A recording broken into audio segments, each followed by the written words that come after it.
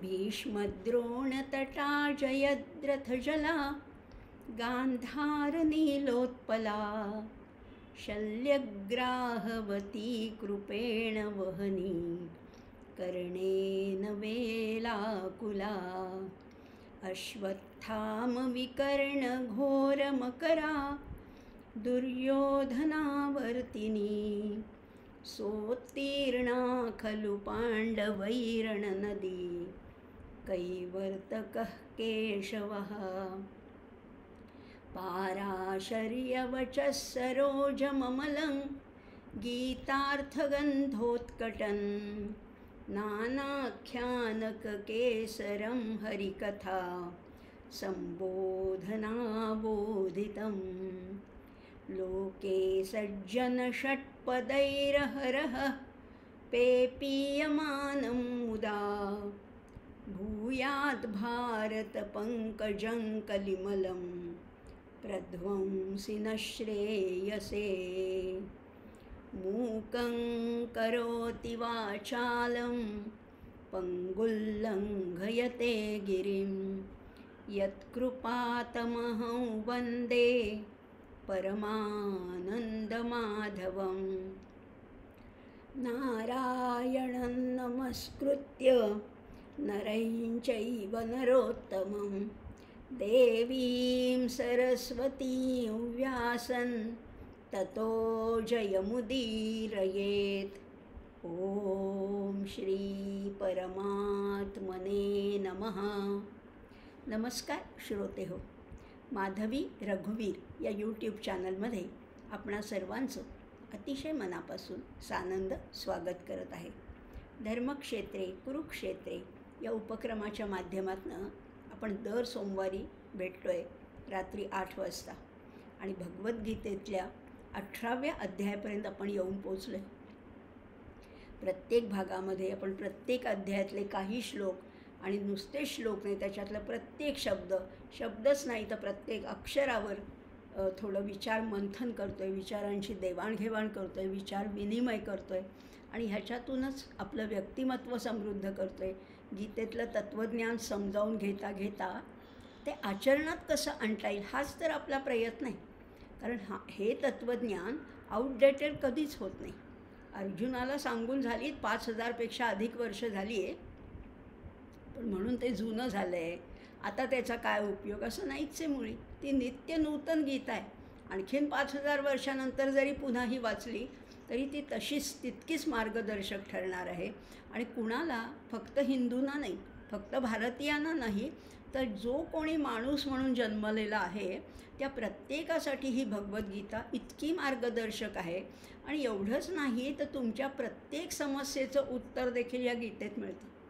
प्रत्येक समस्येचं उत्तर, आजच्या काळातली समस्या असली तरी उत्तर आहे हे शाश्वत आहे, उत्तर आहे हे चिरंतन आहे, भगवंतांनी स्वतः देऊन ठेवलेलं आहे।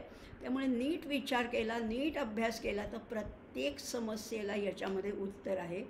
अशा ह्या भगवद्गीतेचा अभ्यास करताना तुम्हाला आणि मला अतिशय आनंद होतो।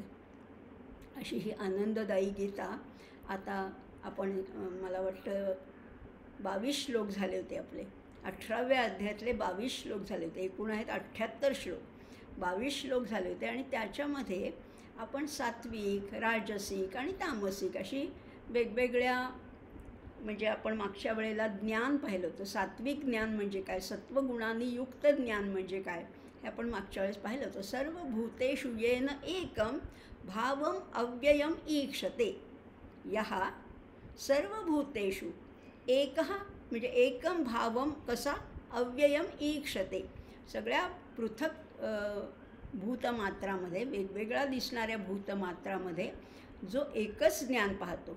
कसं ज्ञान आहे ते, अविभक्तं विभक्तेषु, हेही आपण ह्याच्यावर पुष्कळ विस्तृत विवेचन केलं होतं। कारण दिसताना पदार्थ विविध दिसतात, रंग वेगळा, रूप वेगळं, आकार वेगळा, पद्धत वेगळी, एकूणच सगळे रीती रिवाज प्रत्येक देशातले वेगळे, प्रत्येक स्थानानुसार सगळं वेगळं आहे। तरीसुद्धा त्याच्यातलं जे चैतन्य तत्व आहे ना, त्याच्यातला जो आहेपणा आहे ना, तो मात्र सगळीकडे समान आहे, समान आहे. त्याच्यातला आहेपणा. हिमालय आहे, आल्प्स आहे, अँडीज पर्वत आहे. काय साम्य आहे? वेगवेगळ्या देशांमध्ये हे वेगवेगळे पर्वत आहे. किंवा नद्या घ्या, गंगा घ्या, व्होल्गा घ्या, थेम्स घ्या. सगळ्या नद्यामध्ये आहेपणा आहे तो सारखाच आहे. अहो नद्याच कशाला, प्राणी पक्षी जीव जंतू या सगळ्यांमध्ये जो अस्तित्व आहे, जे एक्झिस्टन्स आहे, ते ज्याच्यामुळे आहे ते चैतन्य तत्त्व मात्र सगळीकडे समान आहे. जे गाढवामध्ये आहे, जे डुकरामध्ये आहे, जे हत्तीमध्ये आहे, तेच माझ्यामध्ये आहे. मग मी का बरं त्यांना माझ्यापासून भिन्न समजू? त्यामुळे सगळे प्राणी मात्र, सगळे भूत मात्र, सगळे जे सृष्टी आहे ती माझ्या मीपणानेच भरलेली आहे. म्हणून मागच्या वेळेस आपण हेही पाहिलं होतं, अहंकारा 2 पद्धती आहेत बरं का. अहंकार नाहीसा करण्याच्या 2 पद्धती आहेत की अहम शून्य वृत्ती अंगामध्ये बाणवायची की मी करता नाहीच आहे. मग असा या अहंकार कमी कमी कमी कमी करत तो नाहीसा करायचा. हे नाही ना जमते, मग असं करा, उलटं करा. अहंकार इतका वाढवायचा, इतका वाढवायचा, इतका विस्तृत विस्तृत व्यापक व्यापक सूक्ष्म करत जायचं आहे की ब्रह्मांड भेदून तो अहंकार गेला पाहिजे आणि या अहंकारामध्ये सगळे समाविष्ट झाले पाहिजेत. असं जेव्हा होईल तेव्हाच हे जमेल. सर्वभूतेषु येन एकम भावम अव्ययम ईक्षते. जमेल, हे नक्की जमू शकेल. मात्र त्याच्यासाठी माझी जी कुंपणं आहेत, माझ्या ज्या मर्यादा आहेत, त्या सगळ्या ओलांडून पलीकडे जायचे, म्हणजेच व्यापक करायचे. हे करण्यासाठी काय करायचं, मागेही पाहिलं होतं, आत्ताही मागच्या भागातही मी बोलले होते. आपली व्यक्तिगत इच्छा ठेवायचीच नाही. आपली इंडिव्हिज्युअल विल आहे ही कॉस्मिक विलमध्ये मर्ज करून टाकायची. माझी इच्छा काय आहे याच्यापेक्षा कॉस्मिक विल काय आहे, परमेश्वराची इच्छा काय, त्याच्यामध्ये माझी इच्छा विलीन करून टाकायची. मग कसं हे करणार, तर सगळं त्याच्यावरच सोपवून द्यायचं. सगळं त्याच्यावर सोपवून द्यायचं. तू करशील तेच बरोबर आहे. त्यांनी संकटं दिली तरी तेच योग्य आहे माझ्यासाठी. आणि खरंच आहे, खरंच आहे. प्रत्येक संकट हे संकट नसतंच मुळी. बघा एकदा मागे वळून, बघा आपल्या आयुष्यातल्या अनेक संकटांकडे. प्रत्येक संकटाने आपल्याला एक नवा धडा शिकवला आहे की नाही, एक नवीन धडा शिकवला आहे. त्यामुळे संकट हे कधीच संकट नसतं, ती एक संधी असते. संकटातूनच माणूस शिकत असतं. त्यामुळे त्यांनी जे काही पाठवलं आहे ते योग्यच आहे, माझ्या कल्याणासाठीच आहे, माझ्या हितासाठीच आहे, अशी धारणा करायची मनाची आणि त्याला सामोरं जायचं. आणि त्याच्यासाठी बळ पुरवणारासुद्धा तोच आहे, त्यालाच मागायची मदत. बाकी माझा मामा येईल, माझे काका येतील, माझे आमके येतील, नाही नाही नाही, कोणी येणार नाही, फक्त तोच येणार आहे. अनन्यास रक्षितसे चापपाणी नुपेक्षी कदा रामदासाभिमानी. सदा चक्रवाकासी मार्तंड जैसा उडी घालितो संकटी स्वामी तैसा. चक्रवाकाच्या मदतीला जर का तो धावून येतो, तो माझ्या मदतीला का बरं येणार नाही? त्यामुळे हीच त्याच्याकडनं मदतीची मागणी, प्रार्थना त्याच्याकडे आपण हीच करायची. आपल्याला बळ पुरवणारासुद्धा तोच आहे.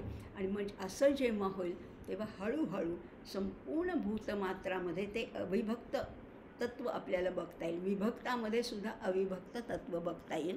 किंवा मागे आपण 13व्या अध्यायात बघितलं होतं, विनश्यत्सु अविनश्यन्ते यः पश्यति स पश्यति. सगळ्या गोष्टी आहेत या विनाशशील आहेत, पण या विनाशशील गोष्टीमध्ये तो राहतोय ना, आणि तो कसा आहे, अविनाशी आहे. विनश्यत्सु अविनश्यन्ते यः पश्यति स पश्यति. अशा विनाशशील नाशिवंत वस्तूमध्ये तो अविनाशी परमेश्वर पाहायला शिकायचे. किंवा आत्ता म्हटल्याप्रमाणे या विभक्त विभक्त वेगळ्या वेगळ्या गोष्टीमध्ये ते अविभक्त तत्त्व पाहिलं की ते ज्ञान जे होतं तेच सात्विक ज्ञान आहे. ह्या सात्विक ज्ञानाबद्दल तर पुष्कळ बोलले ते. राजस ज्ञान म्हणजे काय, वेगवेगळेपणाने त्याच्यामध्ये रमणं, हे राजस ज्ञान आहे. पृथक्त्वेन तु यज्ञान नाना भावान पृथक विधान वेत्ति सर्वेषु भूतेषु तज्ज्ञान विद्धि राजसम. वेगळेपणामध्ये विविधतेमध्ये जो रमतो, जो नानात्वामध्ये रमतो, ते ज्ञान आहे, ते राजस ज्ञान आहे. आणि तिसरं ज्ञान कुठलं होतं आठवते ना आपल्याला, तिसरं ज्ञान होतं ते असं होतं, भगवंत तेव्हा त्याला ज्ञानसुद्धा म्हणाले नव्हते. तुम्हाला आठवत असेल, ज्ञान हा शब्दसुद्धा वापरला नव्हता. भगवंत म्हणाले होते, यत्तु कृत्स्न वदे कस्मिन कार्ये सक्तम हैतुकम अतत्वार्थ वदल पंच तत्तामस समुदाहृतम. त्याला तामस म्हटलंय, पण तामस ज्ञान भगवंत म्हणत नाही आहेत, कारण तेवढाही दर्जा त्याला दिला नाही, कारण ते ज्ञान नाहीच आहे, ते विपरीत ज्ञान आहे. ते नुसतं अज्ञान नाही आहे, ते उलटं ज्ञान आहे. आणि म्हणून त्याला ज्ञानसुद्धा वापरलं नव्हतं. पण त्याला आपण तीन भेदामध्ये जर का विभागणी केली तर सात्विक, राजसिक आणि तामसिक अशी विभागणी केली होती. हे झालं ज्ञानाबद्दल. हा विषय खरं तर सोपा होता. म्हणजे मी सांगितलं तेव्हा काहीतरी लोकांच्या कमेंट बॉक्समध्ये मला आलं की हे 3 श्लोक खूप अवघड वाटले. खरं तर कठीण नाही आहेत, पण असू दे, थोडे कठीण असतील, कारण शेवटी तो संबंध आहे तो ज्ञानाशी. आणि ते ज्ञान कुठलं आहे? साधं ज्ञान नाही आहे, पदवीचं ज्ञान नाही आहे, ते आत्मज्ञान आहे, ते ब्रह्मज्ञान आहे. आणि म्हणून ते कठीण असणं अगदी साहजिक आहे. आपण त्यातल्या त्यात सोपं करण्याचा प्रयत्न फक्त करतो आहे. पण म्हणून ते अति सोपं करायला गेलो तर ते पानसट होऊन जाईल. त्यामुळे त्याच्यात किती पाणी घालायचं ह्यालाही मर्यादा आहे. त्यामुळे कठीण असले तरी वारंवार अभ्यास केल्यानंतर त्याच्यातलं थोडं तरी तत्त्व आपल्याला निश्चितपणाने समजणार आहे. पण आजचे श्लोक तसे नाही आहेत बरं का. आज जे आपण श्लोक बघणार आहोत ते कर्माविषयी आहेत. आणि कर्म आपल्याला फार आवडतं. म्हणजे प्रापंचिकांना, सर्वसामान्य लोकांना कर्म करायला आवडतं. कर्म न करता राहा बघू असं म्हटलं तरी आम्हाला ते जमणार नाही. अगदी आळस आळस म्हटला तरी लोळण्याचं कर्म आम्ही करतोच. म्हणजे कर्म नाही कश्चित क्षणमपि जातु तिष्ठती अकर्मकृत असं भगवंतांनी 3ऱ्या अध्यायातच सांगून ठेवले. त्यामुळे कर्म आवडतं. आणि मग कर्म जर का आपण प्रॉपर कर्म केलं, व्यवस्थित कर्म केलं, तर मग ते कर्म सात्विक कर्म होऊ शकतं. चला, म्हणजे आम्हाला जरा बरं वाटलं. असं म्हटल्यावर आम्हाला बरं वाटलं. म्हणजे सोडायचं काही नाही आहे, कर्म करतच राहायचे. फक्त त्या कर्माला थोडं एक पॉलिश करायचे, थोडी एक कलाटणी द्यायची. कर्म करायचंच आहे, पण ते कसं? आपण मागे 4 कसोट्यासुद्धा पाहिल्या होत्या. पण आज जरा आणखीन वेगळ्या पद्धतीने, कारण आता कलशाध्याय आहे ना, मागच्या सगळ्याचाच आढावा घेत घेत आपण पुढे चाललेलो आहोत. आणि म्हणून ह्या अध्यायातल्या ह्या सात्विक कर्माविषयी भगवंत काय म्हणतात हे बघूया. त्याचा शब्दशः अर्थ बघूया आणि त्याचा लाक्षणिक लक्ष्यार्थसुद्धा बघणार आहोत. भगवंत म्हणतात, नियतम संगरहितम रागद्वेषतः कृतम अफलप्रेप्सुना कर्म यत्तत् सात्विकमुच्यते. म्हटलं तर समजायला सोपा आहे अर्थ. कर्म कसं करायचं? तर नियत कर्म करायचे. 3ऱ्या अध्यायापासून भगवंत नियत कर्माचं महत्त्व सांगत आहेत. आणि कशासाठी, कुणासाठी? अहो, अर्जुनासाठी. अर्जुन कोण होता? अर्जुन स्वतः क्षत्रिय असूनसुद्धा लढायला नको म्हणत होता. मी नाही लढणार, हे माझे आजे आहेत, चुलते आहेत, भाऊ आहेत, मित्र आहेत, आजोबा आहेत, पितामह आहेत, गुरु आहेत, यांच्याशी मी कसा लढू? हा त्याला प्रश्न पडला होता. पुन्हा त्याला त्याच्या कर्माची आठवण करून देण्यासाठी भगवंत म्हणतात नियतम. तेव्हाही म्हणाले ते नियतम कुरु कर्मत्वम कर्मज्यायो ह्यकर्मणा. आतासुद्धा तोच शब्द वापरत आहेत, नियतम. कसं कर्म करशील अर्जुना? नियत कर्म कर. आता नियत कर्म म्हणजे काय हेही बघणार आहोत बरं का. आता आपण आधी शब्दशः अर्थ बघूया आणि मग बिटवीन द लाईन्स बघूया. म्हणजे नियत म्हणजे कसं? वर्ण, आश्रम, परिस्थिती याच्यानुसार ज्या परिस्थितीत जसं जसं कर्म करायला पाहिजे हे शास्त्र सांगतं ते कर्म, ते नियत कर्म. मग ते कसं करायचं? संगरहित, म्हणजे त्याच्याशी आसक्ती नको, संग नको, मीपणा त्याच्यात नको. संगरहितम अरागद्वेषतः कृतम. आणि 2 गोष्टी टाळायला सारखेच भगवंत सांगत आहेत.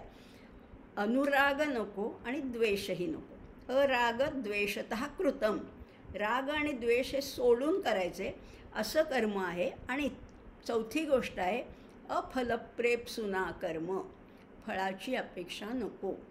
सगळ्या गीतेचं जर का सार काढलं, एक्स्ट्रॅक्ट काढलं, जर का त्याचा आशय काढला तर अगदी 2 शब्दात सांगायचं तर निष्काम कर्म.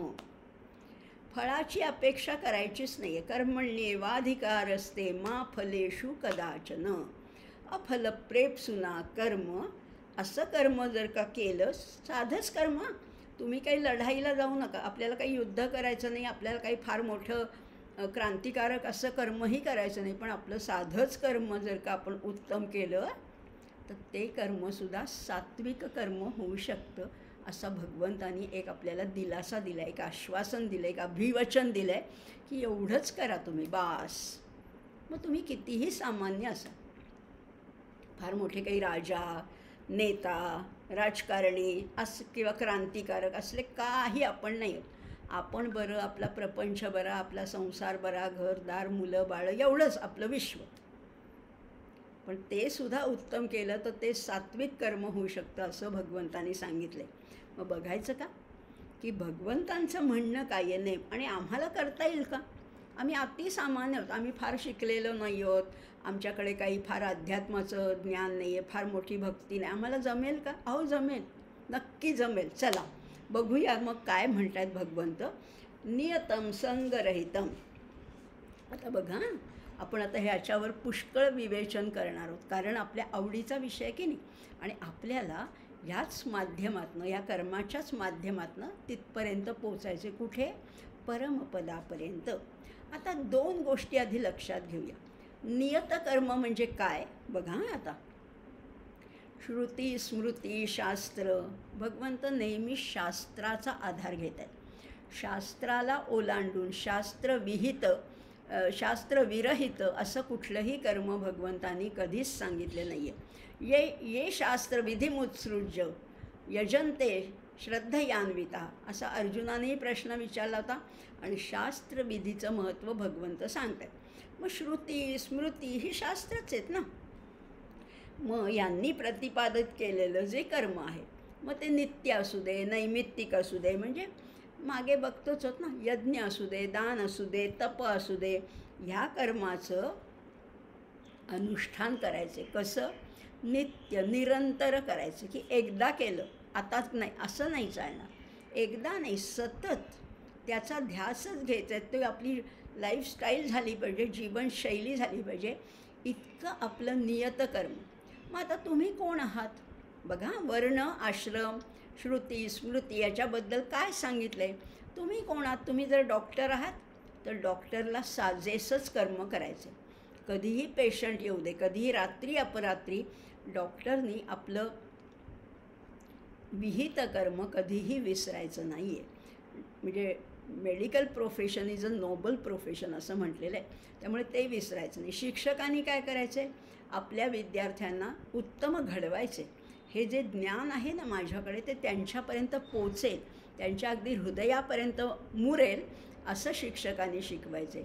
वकिलांनी उत्तम त्याचं काम करायचं, शेतकऱ्यांनी उत्तम, परिचारिकेने उत्तम, जवान सैनिक असेल, प्रत्येकाने आपलं काम तळमळीने आणि अतिशय उत्तम, द बेस्ट पॉसिबल काम आपण करायचं.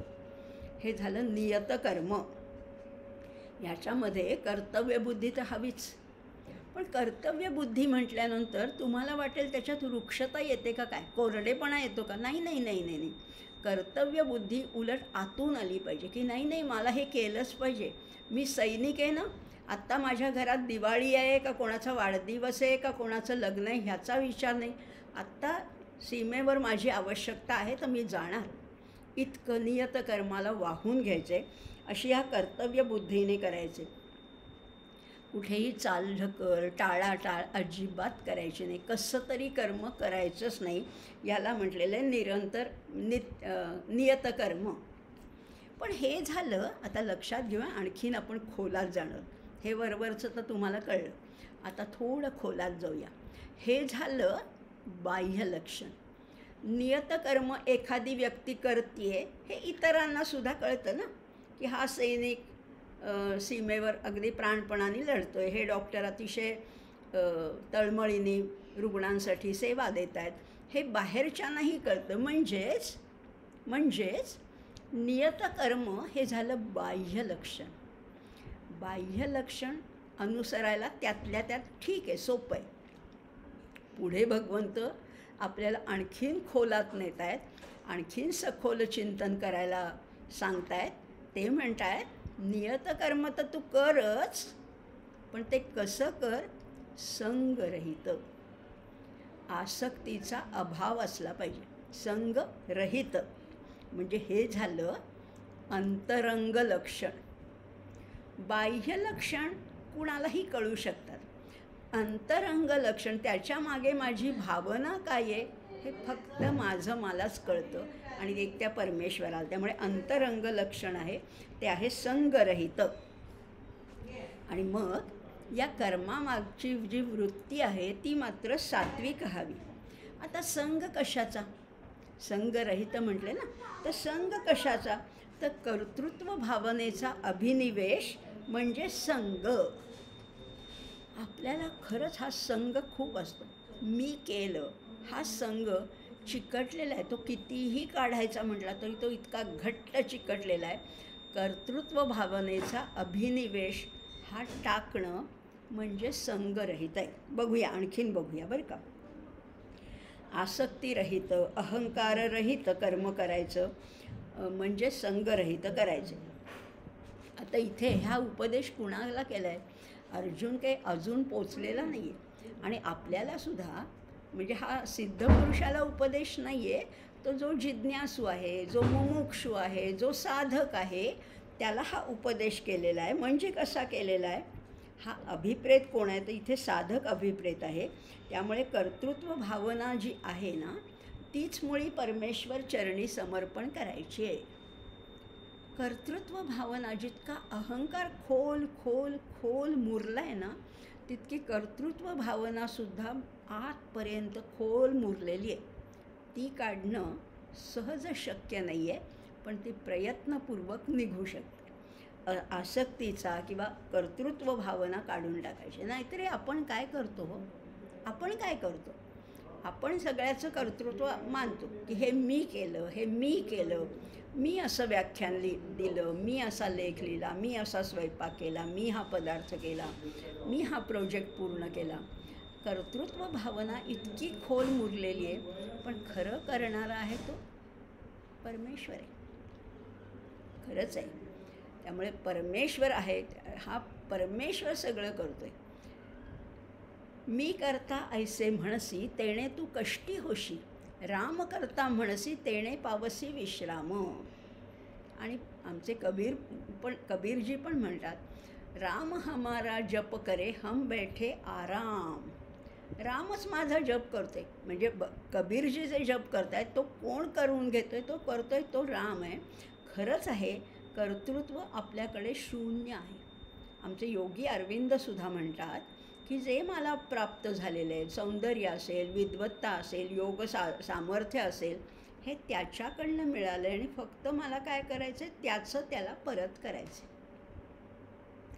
आपल्यामध्ये जे गुण आहेत, कुणामध्ये कला आहे, कुणामध्ये बुद्धिमत्ता आहे, कुणाकडे सौंदर्य आहे, कुणाकडे कर्तृत्व आहे, कुणाकडे नेतृत्व आहे, कुणाकडे वक्तृत्व आहे, प्रत्येकाला काहीतरी दिलं आहे ना भगवंतानी. पण दिलं असलं तरी ते त्याच्यासाठी खर्च करायचं. त्याच्यात मी शहाणा, मी वक्ता, मी श्रेष्ठ, मी विद्वान, नाही नाही नाही नाही, नको. सगळं त्याला अर्पण करणं म्हणजे संगरहित व्हायचं. कर्तृत्व नको. सगळी कर्तृत्व भावनाच त्या परमेश्वर चरणी समर्पण करून टाकायचे. आणि कुठल्या नात्याने? तो स्वामी आहे आणि मी भृत्य आहे, मी नोकर आहे, मी दास आहे. स्वामी आणि भृत्य भावना एवढीच जर का असेल तर हा सेवाव्रती भाग हवा. सेवावृत्ती पाहिजे.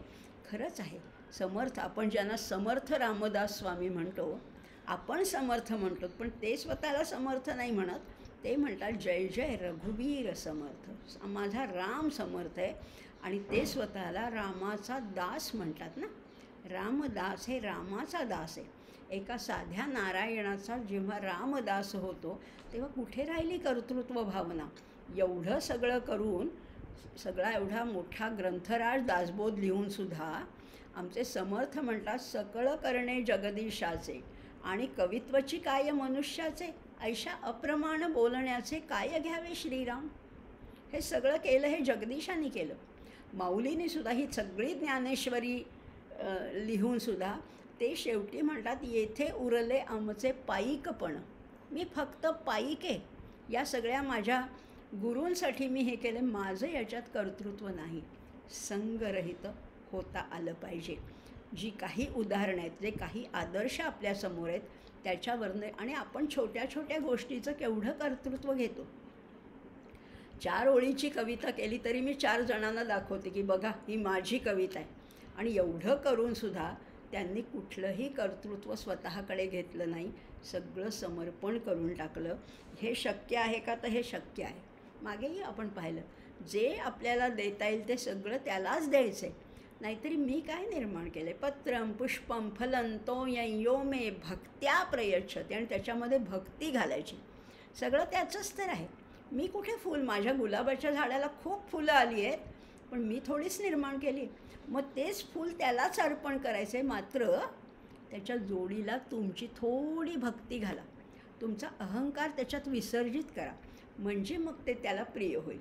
आणि मग तो म्हणतो, पत्रं पुष्पं फलं तोयं यो मे भक्त्या प्रयच्छति तदहं भक्त्युपहृतं. भक्तीने दिलेल्याचा मी स्वीकार करतो. मग आता कर्म करताना सुद्धा कसं करायचं आहे? नियत कर्म करायचे, संगरहित करायचे. एवढं तर कळलं. 2 शब्द कळले. एक बाह्य लक्षण आहे नियत कर्म, आणि संगरहित हे अंतर्गत लक्षण आहे, अंतरंग लक्षण आहे.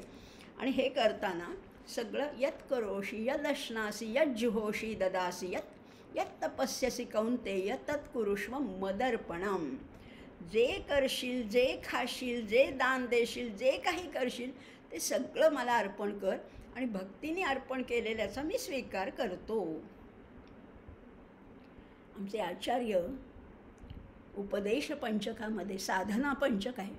5 श्लोकामध्ये त्याने 40 साधना केल्या. त्याच्यातसुद्धा त्याने सांगितलं आहे, वेदो नित्यमधीयतां तदुदितं कर्मस्वनुष्ठीयतां तेनेशस्य विधीयतां अपचितिः काम्ये मतिस्त्यज्यतां. काम्ये मतिस्त्यज्यतां.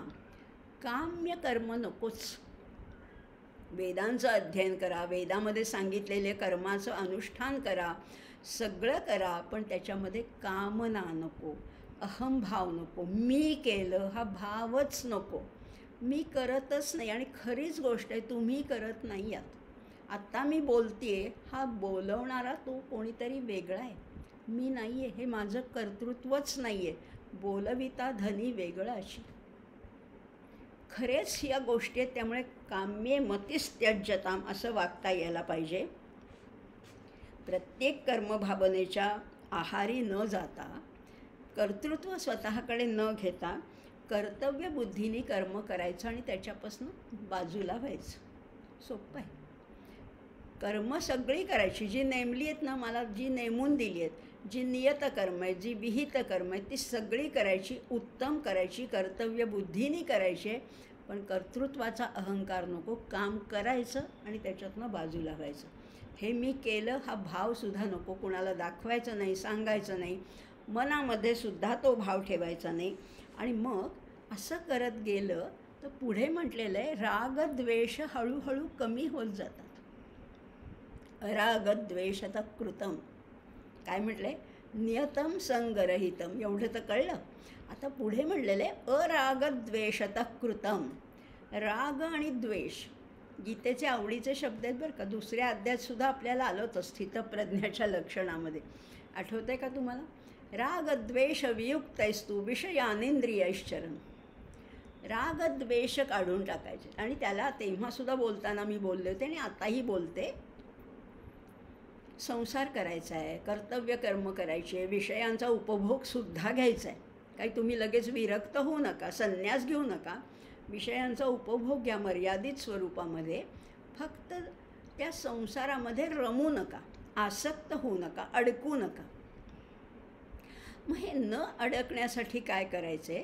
तर असं म्हटलेलं आहे की हा जो समजा एखादा विषारी साप आहे, विषारी साप हा धोकादायकच आहे. तो कधी डंख करेल आणि कधी काय होईल, त्याचं विष भिनेल सांगता येत नाही. मग काय करायचं की हा संसार खरं तर भीतीदायकच आहे. घोर संसार म्हटलेलं आहे. या घोर संसारामध्ये राहून आम्हाला कर्म उत्तम करता आली पाहिजे. मग त्याच्यासाठी एक उपाय सांगितला आहे की तो जो विषारी साप आहे ना, त्याचे फक्त 2 दात काढून टाका. 2 दात काढून टाका. आणि ते 2 दात कुठले? राग आणि द्वेष काढा. आणि मग संसारात तुम्ही निर्धोकपणाने वावरू शकता. संसार करा ना, फक्त 2 गोष्टी ते टाळायच्या आहेत. बाकी उत्तम संसार करा. तुम्ही अगदी सिनेमाला जा, काय पदार्थांचा आस्वाद घ्या, सगळा आनंदाने संसार करा. 2 गोष्टी फक्त टाळायच्यात, राग द्वेष. इथे सुद्धा काय म्हणलेलं आहे? अरागद्वेषतः कृतम. राग आणि द्वेषतः कृतम. रागद्वेषाने आपण सगळं करतो ना. प्रत्येक कर्मामध्ये काही आपल्या कितीतरी आवडीच्या व्यक्ती असतात, वस्तू असतात, पदार्थ असतात. हे काम करायला सुद्धा मला खूप आवडतं. एखादं काम अतिशय मनापासून आवडतं आणि एखाद्या कामाचा कंटाळा येतो.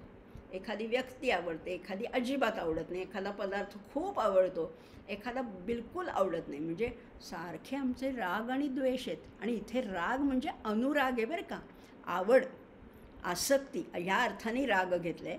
त्यामुळे काही गोष्टींविषयी आम्हाला प्रेम आहे आणि काही गोष्टींविषयी चीड आहे की नाही आयुष्यामध्ये? असं खरंच आहे. असंच तर आयुष्य आमचं बनलेलं आहे. मग आता हे 2 काढून टाकायचे, तरच ते सात्विक कर्म होणार आहे. अरागद्वेषतः कृतम. या रागद्वेषाचा प्रभाव कमी कमी कमी करत न्यायचा आहे. आता तो कसा कमी होईल आणि रागद्वेष कसे अडकवतात माणसाला तेही बघणार आहोत बरं का. आता याच्याबद्दल जरा विस्तृतच बोलणार आहे.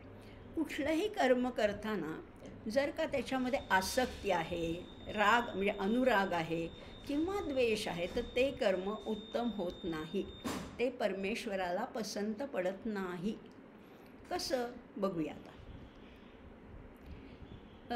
असं म्हटलेलं आहे, एखादा डॉक्टर आहे बरं का, एखादा डॉक्टर आहे, अतिशय उत्तम सर्जन आहे, डॉक्टरच नाही तर सर्जन आहे. आणि त्याच्याकडे ऑपरेशनसाठी एक व्यक्ती आलेली, एखादा मुलगा आलेला आहे, लहान मुलगा आहे. आणि त्याला नंतर कळतं त्या ऑपरेशन टेबलवर आल्यावर की हा आपल्या शत्रूचा मुलगा आहे. शत्रूचा मुलगा आहे, मग द्वेष असणार ना. मग द्वेष आहे म्हणून त्यांनी त्या ऑपरेशनमध्ये काही चालढकल केली किंवा ते कौशल्याने केलं नाही, तर त्या पेशंटचा मृत्यू होऊ शकतो. द्वेषामुळे होऊ शकतो की नाही. किंवा त्याच्या अगदी उलट, त्या डॉक्टरचा अगदी स्वतःचाच मुलगा पेशंट म्हणून आला आहे, टेबलवर आहे, तरीसुद्धा त्या डॉक्टरकडनं चूक घडू शकते. अति रागाने म्हणजे अति अनुरागाने, अति प्रेमाने माणसाकडनं चूक घडते आणि अति द्वेषाने सुद्धा चूक घडू शकते. लक्षात घ्या. पटणार नाही तुम्हाला. अति प्रेमाने कशी चूक घडेल? पण बघा, आपल्या अतिशय जवळच्या व्यक्तीवर उपचार चालू असताना त्रयस्थानी जर का त्याचं परिचर्या केली किंवा परिचारिकेने, नर्सनी जर का त्याची शुश्रूषा केली तर ती जास्त उत्तम होईल. तुम्ही म्हणाल मी अतिशय मी त्यांची पत्नी आहे, मी उत्तमच. तसं नसतं. प्रेमापोटीसुद्धा खूप चुका होऊ शकतात आणि रागापोटीसुद्धा म्हणजे क्रोधापोटीसुद्धा अनेक चुका होऊ शकतात. त्यामुळे कर्म कसं हवं, ज्याच्यात आसक्ती पण नको आणि द्वेष पण नको. राग द्वेष वियुक्त असतो. अजून नाही पटलं तुम्हाला? अजून नाही पटलं? अजून सांगते, तुमच्या ओळखीचं उदाहरण सांगते. अगदी चित्रपटसृष्टीमधले शहेनशाह अमिताभ बच्चन यांना कुली सिनेमाच्या वेळेस जो अपघात झाला होता, मोठा अपघात झाला होता बेंगलोरला असताना, आणि त्याच्यामध्ये ते अतिशय सिरियस होते. आणि बंगलोरचे जे डॉक्टर होते तिथे त्यांना ॲडमिट केलं आणि तेव्हा ते अगदी त्या यशाच्या उच्च शिखरावर होते. त्यामुळे डॉक्टरांवर सुद्धा थोडं प्रेशर होतं, टेन्शन होतं की हा म्हणजे इतका सुपरस्टार व्यक्ती आपल्याकडे ट्रीटमेंटसाठी आले, तर आपल्या हातनं चूक व्हायला नको. अशा अति दक्षतेपोटी, अति प्रेमापोटी डॉक्टरांकडनं काही चुका घडल्या की ज्या नॉर्मल पेशंटच्या बाबतीत कदाचित झाल्या नसत्या. पण काळजी घ्यायची, फार मोठी व्यक्ती आहे असं म्हणता डॉक्टरांच्या हातून कधी चुका घडू शकतात. आणि जर का राग असेल, एखादा अगदी खुनी गुन्हेगार असं व्यक्ती आली, तर रागापोटीसुद्धा चुका घडू शकतात. म्हणजे राग आणि द्वेष या दोन्ही गोष्टी उत्तम कर्माच्या मध्ये बाधक ठरतात, अडचणीच्या ठरतात. किती भगवंतांचा विचार आहे. कर्म कसं करायचे? नियत करायचे, संगरहित कर्तृत्वाचा अभिमान नको, त्याच्यामध्ये रागही नको, त्याच्यामध्ये द्वेषही नको. अजून नसेल पटलं तर अजून बघूया. न्यायाधीश आहे समजा, न्यायाधीशाच्या समोरसुद्धा एखादी केस चाललेली आहे आणि म्हणून तिथे तो वैयक्तिक स्वार्थ बघत नाही बरं का. न्यायाधीश, खरा न्यायाधीश जो आहे तो वैयक्तिक स्वार्थ बघत नाही, की जो खरा निर्णय आहे, जे खरा न्याय आहे तोच तो देतो. तिथे हा माझ्या जवळचा आहे, हा माझ्या परिचयाचा आहे, किंवा हा माझ्या नात्याचा आहे म्हणून ह्याच्या बाजूने निर्णय द्यायचा, किंवा हा वाईटच आहे, याच्याविषयी माझ्या मनात आढीच आहे म्हणून त्याला गुन्हेगार म्हणून शिक्षा द्यायची, चालणार नाही. चालेल का? नाही चालणार. आणि ते कर्म योग्य ठरेल का? नाही ठरणार. म्हणून प्रत्येक कर्म करताना राग आणि द्वेष याच्यापासून अलिप्त राहून, बाजूला राहून कर्म करणं म्हणजे सात्विक कर्म आहे. अराग द्वेषतः कृतम. पहिली ओळ कळली. नियतम संगरहितम अराग अद्वेषतः कृतम. राग नको, द्वेष नको, आसक्ती नको, कर्तृत्व नको, आणि तरीसुद्धा नियत कर्म करायचे. आणि आता पुढची गोष्ट सांगितली, अफलप्रेप्सुना कर्म. हे तर गीतेचं मर्मच आहे. फळाची अपेक्षा तर नकोच, हे केलं म्हणून मला काहीतरी मिळेल, नको नको, आत्ता तर नकोच. पैशाच्या स्वरूपात नको, वस्तूच्या स्वरूपात नको, मोबदल्याच्या स्वरूपात नको, मला काहीच नको. मला कर्म हे माझं नियत कर्म आहे, मला हे केलंच पाहिजे, इट इज माय ड्युटी असं समजून उत्तम कर्म करणं हेच खरं कर्म आहे. फळाची अपेक्षा अजिबातच नको. म्हणजे हे सगळं करत असताना बघा, मन कसं पाहिजे? द्वंद्वरहित पाहिजे. कुणाविषयी आसक्ती नको, कुणाविषयी अढी नको, कुणाविषयी प्रेम नको, कुणाविषयी क्रोध नको.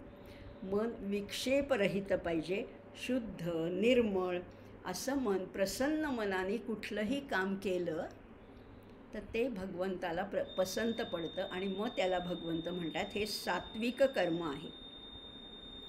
म्हणजे जे समोर येईल, मगाशीच मी म्हटलं ना, आगते स्वागतम कुर्यात. येणाऱ्या गोष्टीचं स्वागत करायचं. आपल्याला माहिती नाही आहे की मी हे असं असं कर्म केलं, ह्याचे काय परिणाम होणार आहेत मला काहीच माहीत नाही आहे, किंवा पुढच्या उद्या काय घडणार आहे हेही मला माहिती नाही, किंवा पुढच्या क्षणाला काय घडणार आहे काहीच कल्पना नाही आहे. पण जे परमेश्वर पाठवेल ना ते माझ्या कल्याणासाठीच आहे.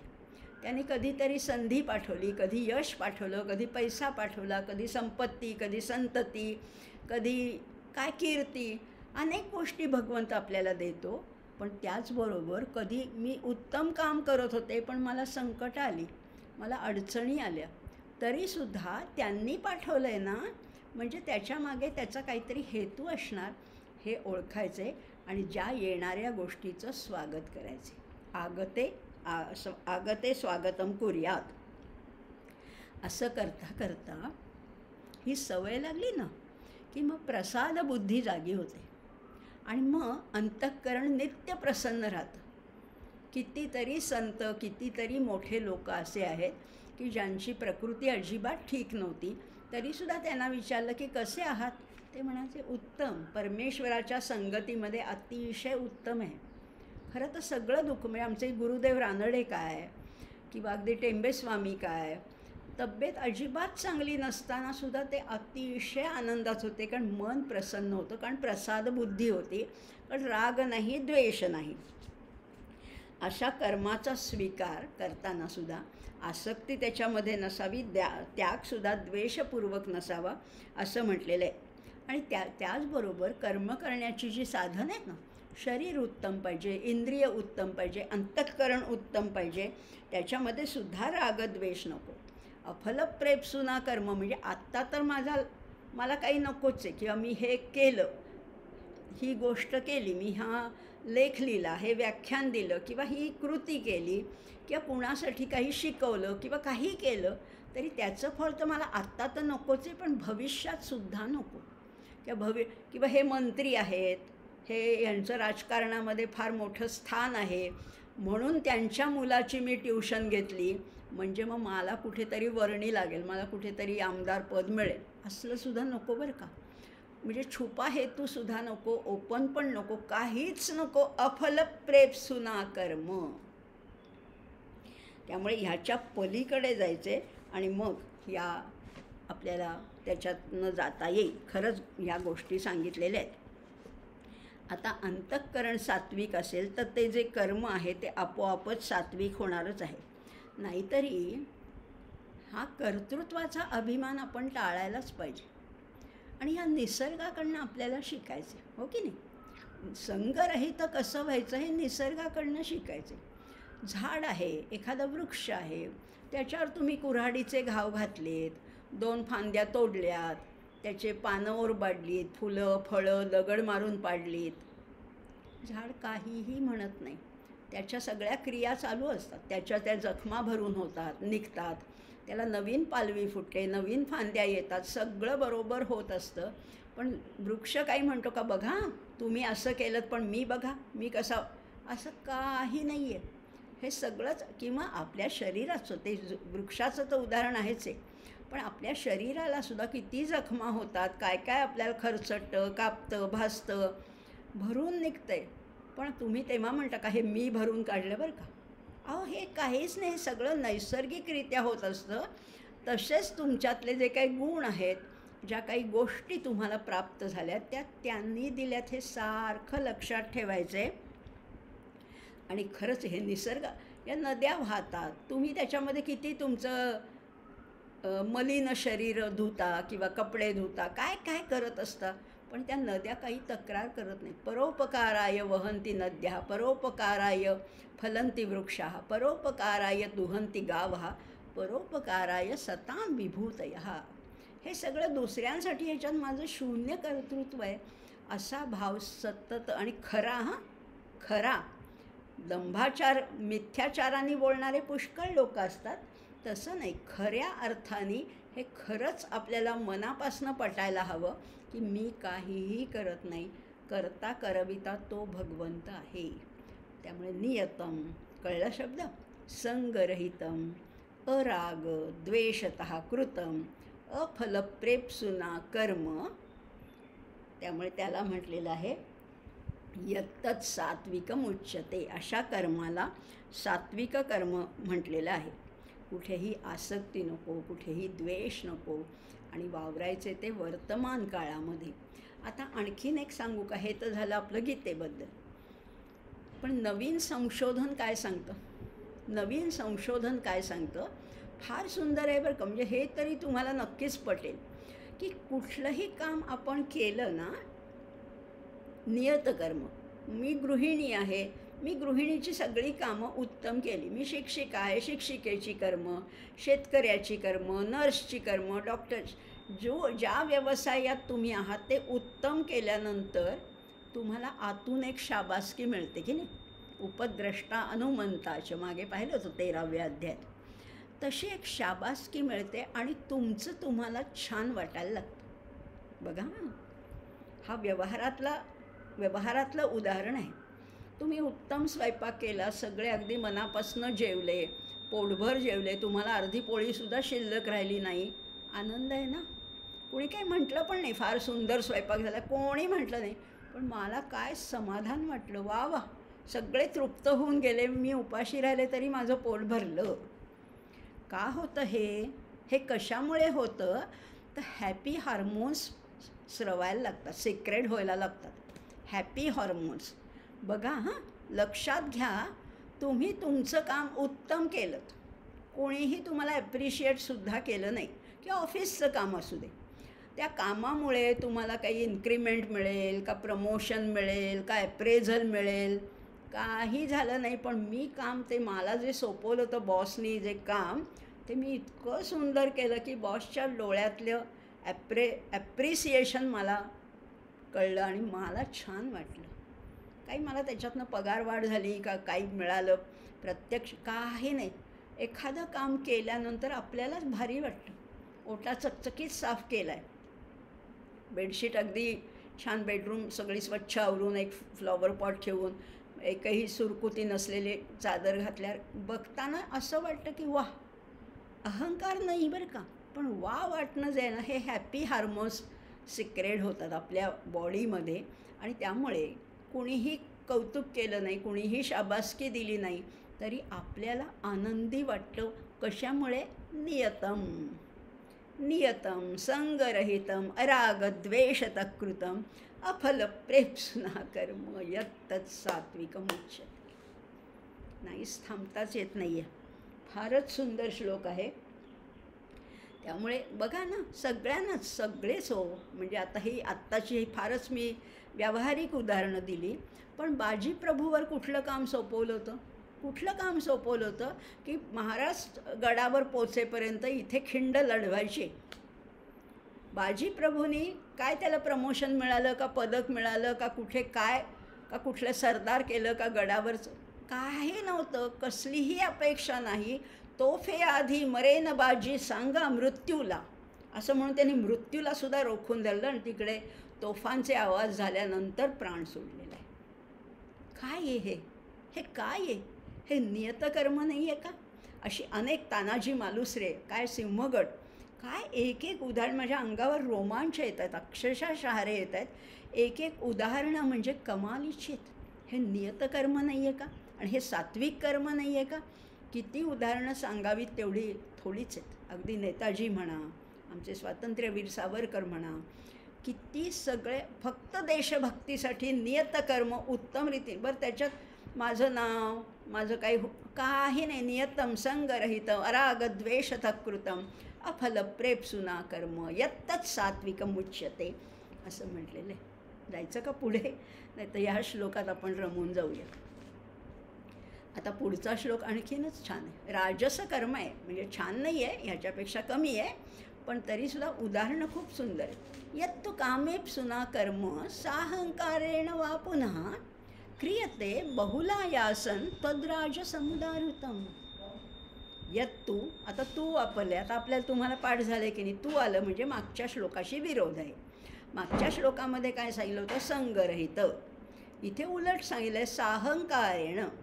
कर्म उत्तम करतायत, पण अहंकार ठासून भरलेला आहे. यत्तु कामेप्सुना, बरं कामं नाही, काहीतरी मिळणार, काहीतरी माझी प्रशंसा होणार, माझं वर्तमानपत्रात नाव येणार, एवढी तर अपेक्षा आहे. यत्तु कामेप्सुना कर्म साहंकारेण, अहंकार आहे, मी केलं, माझ्याशिवाय कुणाला येत नाही असं, मी फार भारी आहे.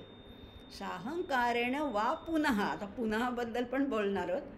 आणि पुढे काय म्हणलेलं? साहंकारेण वा पुनः क्रियते बहुलायासन. बहुल आयासम, आयास शब्द नवीन आहे, पण तुम्हाला सायास माहिती आहे, प्रयास माहिती आहे, म्हणजे प्रयत्न, कष्ट. जे कर्म फार कष्टाने केलं जातं त्याला म्हटलेलं आहे तद्राजसमुदाहृतम, त्याला राजस कर्म म्हटलेलं आहे. बघायचं आता पुढे काय म्हणत आहेत भगवंत. 4 लक्षणं सांगितलेली आहेत ह्याच्यामध्ये सुद्धा. बघा आता काय म्हटलेलं आहे. सुख, आराम याच्यासाठी कर्म करणं हे कामेप्सुना कर्म आहे. आता बघा ना, उत्तम कामाची प्रशंसा लोक करतातच की. कोणीही उत्तम काम केलं, साधं साधं, छोटं असेल मोठं असेल, उत्तम काम केलं की लोक प्रशंसा करतात. प्रशंसा केली की लगेच अभिमान येतोच आम्हाला, मी केलं बरं का, हे माझं आहे, हे मी कर्म केलं. आणि मग हा अभिमान लोकांनी प्रशंसा केल्यावर येतोच, पण एकटी, मी माझी एकटीच आहे, कुणीही पाहिलं नाही आहे, तरीसुद्धा एकांतात काम करताना सुद्धा मला वाटतं मी किती चटपटीत आहे ना, माझं किती झटपट होतं. नाही तर ह्यांचं बघा, रेंगाळत रेंगाळत काम करतात. मी कशी आहे, मी स्वच्छता प्रिय आहे, मी अशी आहे, मी तशी आहे. हा अभिमान लोकांतात पण येतो आणि एकांतात सुद्धा येतो. मगाशी म्हटलं ते ॲप्रिसिएशन होतं बरं का, ते एक सार्थ अभिमान होता. इथे मात्र माझ्यासारखा कोणीच नाही अशी एक भावना येते. त्यामुळे माझी कर्तबगारी कशी आहे, माझा व्यवस्थितपणा कशी आहे, माझा योग्यता, माझं चातुर्य, माझा चटपटीतपणा, माझी विद्या, ह्याच्यामुळे अहंकार वाढायला लागतो. यत्तु कामेप्सुना कर्म आणि साहंकारण. आता काम म्हणजे मोबदल्याची अपेक्षा करणं, याला कामेप्सुना म्हटले. आणि अहंकार वेगळा. या अहंकार असला किंवा कामाची म्हणजे परतफेडीची किंवा मोबदल्याची अपेक्षा असली, या दोन्ही थोडे घातकच आहेत. आणि म्हणून त्याला म्हणले वा पुन्हा. दोन्ही एकत्र आल्यावर तर काही विचारूच नका. एकाने जर इतकं अनर्थ घडवू शकतो, तर दोन्ही एकत्र आले. कामेप्सू पण आहे आणि अहंकार पण आहे. यत्तु कामेप्सू ना कर्म साहंकारेण वा पुन्हा. मग काय विचारता? जसं आपण म्हणतो ना, आधीचं मरकट तशात मद्य प्यायला. आधी मरकटच आहे, त्याच्यात तसं इथे होते. कामाची अपेक्षा पण आहे आणि त्याच्यात अहंकार पण जर का घातला, तर मग फलेच्छा आणि अहंकार या दोन्हीपैकी एक भाव झाला तरी कर्म राजस होतं. मग दोन्ही असतील तर ते राजस होणारच. म्हणजे ऑब्व्हियस आहे, निश्चित आहे, निस्संशय आहे, हे राजस कर्मच आहे. आणि पुढे म्हटलेलं आहे क्रियते बहुलायासन. क्रियते केलं जातं. आता इथे कर्मणी पॅसिव्ह व्हॉइस वापरलं आहे. क्रियते बहुल आयासम. पुष्कळ कष्टाने जे कर्म केलं जातं त्या कर्माला राजस कर्म म्हटलं जातं. मग तुम्ही म्हणाल कष्ट करावेच लागतात, उत्तम कर्म करायचं तर कष्ट करावेच लागतात.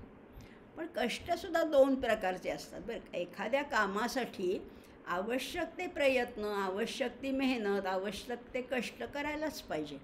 पण कधी कधी काय होतं, ते कष्ट वेगळ्या मार्गाने जातात किंवा ज्याला आपण म्हणतो ढोर मेहनत, याचा काहीच उपयोग नाही असे कष्टही केले जातात की जे वाया जातात. कष्ट खूप केलेत तुम्ही, पण योग्य दिशेने नाही ना केलेत. योग्य दिशेने प्रयत्न केले तर ते सार्थकी लागतात. पण वेगळ्याच दिशेने प्रयत्न केले, जायचं होतं इकडे आणि तुम्ही प्रयत्न या दिशेने केले तर काय उपयोग. क्रियते बहुलायासन. जायचं होतं दिल्लीला पण तुम्ही बसलात चेन्नईच्या गाडीत, काय उपयोग. आता बघूया. क्रियते बहुलायासन. पुष्कळ प्रयत्न केले तर ते कर्म राजस कर्म ठरतं. आता सात्विक कर्म कसं आहे, कमी श्रमामध्ये कमी वेळेमध्ये उत्तम ध्येय गाठणं हे सात्विक कर्म झालं. पण त्याच कर्मासाठी उगीच लांबड लावली, उगीच कष्ट घेतले, उगीचच सगळा फापट पसारा मांडला तर तेच कर्म राजस कर्म ठरतं. नाही ना, अजून कळलं? बघूया. आता आपण संगीतप्रेमीसुद्धा आपल्या ह्याच्यामध्ये पुष्कळ लोक आहेत किंवा साधारणपणे सर्वजण तानसेन नसले तरी कानसेन असतात. आपण गाणी ऐकतो वेगवेगळी, अगदी लता मंगेशकरची, आशा भोसलेची कितीतरी गाणी केवढी कठीण आहेत. केवढी कठीण आहेत. अशी गाणी ऐकताना आपल्याला वाटतं की काय सुंदर तान घेतली आशा भोसलेनी, किंवा काय गाण्याची चाल आहे, जीव लगा काय राहिले रे दूर घर माझे. मला वाटतं मला पण जमेल. काही जमत नाही, अवघड आहे गाणं, खूप गाणं ते अवघड आहे. किंवा अनेक त्यांची गाणी जी आहेत ती ऐकायला इतकी कर्णमधुर वाटतात, पण त्याच्यातल्या ताना, त्याच्यातले आलाप, त्याच्यातलं जे चाल आहे ती फार कठीण आहे. पण दिसू देत नाहीत ना. आशाताई किंवा लता दीदी हे दिसू देत नाही, ते इतक्या सहजतेने गातात की आपल्याला वाटतं वा, हे काय सोपं आहे, हे मला पण येईल. दिसू न देणं, त्याच्यामागे प्रयत्न आहे, त्याच्यामागे मेहनत आहे, त्याच्यामागे रियाज आहे, पण तो दिसू नाही द्यायचा. न दिसू देणं हे उत्तम कर्माचं लक्षण आहे. एखादी नर्तकी आहे आणि ती कशी खूप गिरक्या घेते, खूप सुंदर भरतनाट्यम असेल, कथ्थक असेल, उत्तम नृत्य सादर करताना सुद्धा जर तिची मुद्रा आहे ती सस्मित मुद्रा आहे, हसतमुख आहे, पण तीच जर का नर्तिका अतिशय घाम पुसते आहे, कंटाळा आला आहे, दम लागल्यासारखं करते आहे, असं जर असेल तर ते नृत्य तितकं प्रभावी ठरेल का? कष्ट नाही आहेत का? कष्ट आहेत, पण ते दिसू द्यायचे नाहीत. लक्षात घ्या. थोडं वेगळं विधान करते, तुम्हाला कदाचित सुरुवातीला पटणार नाही पण नंतर निश्चित पटेल.